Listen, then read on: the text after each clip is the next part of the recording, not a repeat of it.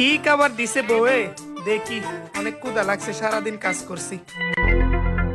বাহ, পাঙ্কাশ মাছ দিয়ে বাদ দিছে, আমার প্রিয় মাছ।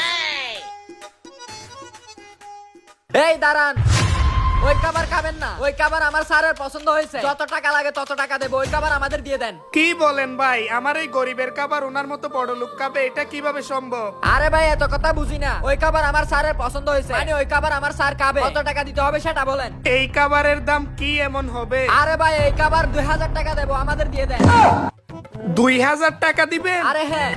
কিরে ফয়সাল, তোর মধ্যে টাকা হয়েছে এখনো 2 দিন হয় নাই, এর মধ্যে মানুষের সাথে টাকার অহংকার দেখাচ্ছিস? আরে বেটা, আমাদের বাপ দাদা হচ্ছে এলাকার পুরনো দিনের জমিদার। এই এলাকায় যদি কোনো টাকার অহংকার দেখাতে হয় সেটা আমরাই দেখাতে পারি। আজকে তুই দেখবি আমার টাকার ক্ষমতা। এই জাহেদ, যত টাকা লাগে দেবো, ওই খাবার তুই কিনে নে। ওই এই খাবার দাম ওরা 2000 টাকা দিবে বলছে, তো আমি তোকে 5000 টাকা দেবো।